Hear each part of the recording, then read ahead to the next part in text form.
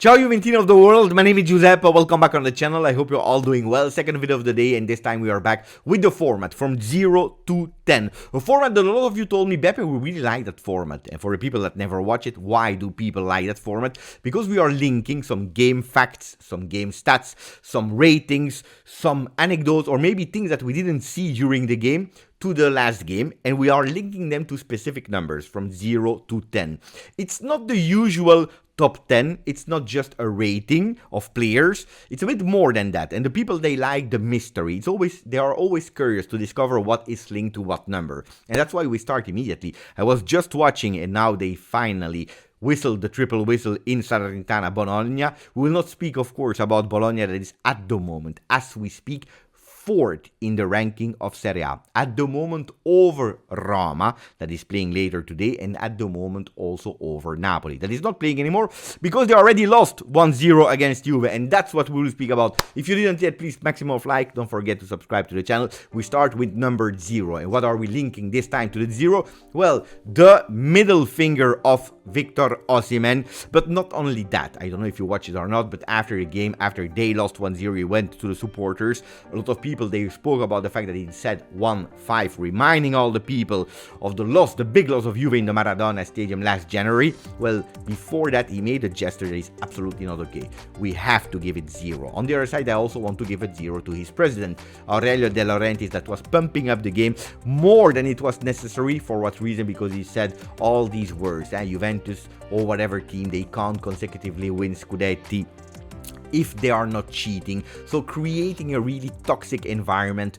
Do Calcio need these kind of things? Absolutely not. So calma, just accept that you lost, accept that at the moment you are not even 5th, but you are 6th in the Serie A, that you can't defend your title, and we move on, like we are moving on to number 1. What is number 1? Well, the only shot on target by Napoli, arrived at the 88th minute by Raspadori.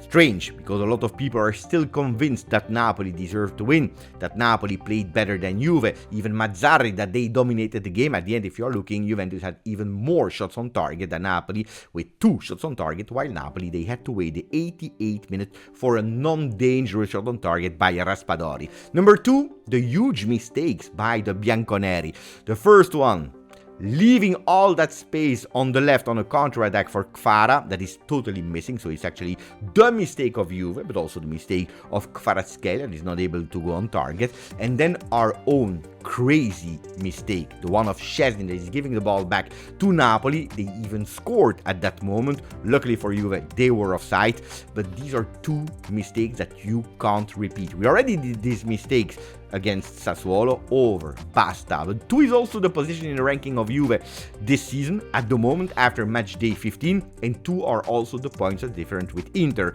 How long will that run go? We will discover it. Match day 16, 17, 18, maybe even match day 38. Well, we will try to follow everything. Number 3, the goals of Federico Gatti in Serie A this season. 3 is also the fact that he's at number 3 of the best top scorer of Juventus this season, after Vlahovic with 5, after Chiesa with 4. It's really crazy to say, but Gatti is at the moment the 3rd best goal scorer of Juve. The 3 goals that he's scoring are 3 decisive goals, even if the one of Torino, we won 2-0, we can't really mention it, but he was the one that opened the score against Torino, 94th minute goal against Monza, and now this time against Napoli, 1-0. He's also the best scoring defender this season in Serie A. And I will even add you another stat. The last time that a Juve defender was able to score 2 games in a row was in 2016. Alex Sandro. The last Italian Juve defender that was able to score 2 consecutive games in Serie A was Giorgio Chiellini, and we have to go back in time in 2010. Number 4, this time for number 4, I want to actually go towards the fact that it's the 4th season of Weston McKENNIE with Juventus, and my big question is he finally a complete player? Because the season of Weston is really, really beautiful. One of the top players of Juventus this season. Is he a phenomenon? No, but what is showing on the field this season is extremely beautiful. Not only adapting in a technique way, not only adapting in a tactical way, but he's able to combine both. And if with Pirlo we were actually blaming him a bit to not understanding a lot of tactics, with Allegri, the first season, we were blaming the fact that when he was focusing too much on tactics, he was forgetting a bit how to play football, how to do these accurate passes, etc., etc. Well, this season we are starting to see a complete Weston McKENNIE, and I'm really happy for that. The only thing that is missing to our Weston, to our American boy, is the goal. Will he score against Genoa? Write it down and remind me if he scored, because I will forget, that's a fact. Number 5, he's back. Locatelli. Locatelli is back, and I'm happy that he's back. Why? If you're looking at the stats only, the man from Juve that did the best accurate passes from all the team. Our accurate passes were really low, but he was the one that was actually the best. And then also the fact that he was also the man that was able to do the most passes in final third. And that's also something beautiful, because a lot of time we're actually blaming Locatelli to help the team and to support the team defensively, but not a lot of time being able to go up. Well, if you're looking at the numbers, you see that Locatelli was also the one that was able to do the most passes in final third. Not only that, the leadership that he was able to bring to the team. Beautiful to have Locatelli back with Rabiot and with Danilo. Really, 3 captains on the field are really making the difference. Number 6, not Danilo this time, but this time we are speaking about the goals scored with headers. 6 goals are coming from headers, something that we have to use. If you're looking at how tall Rabiot is, how tall Gatti is, how tall Bremer is, we have also Gatti, but also other players. 6 goals are coming from header. We are the second best team. The first one is at the moment Roma with 7 goals scored. Then I want also to give 6 as a rating for our 2 Serbian players and Kostic, that I said after the game he didn't play a bad game. I watched the game again. Kostic didn't play a beautiful game, and also Dusan Vlahovic. I will not be as harsh as Gazzetta dello Sport that gave him a 5.5, but 6 for both is, I think, the correct rating. 7. What is the 7? The clearances by Bremer from Napoli to Napoli. A disaster game in January 2023 against Napoli when we lost 5-1. Disaster.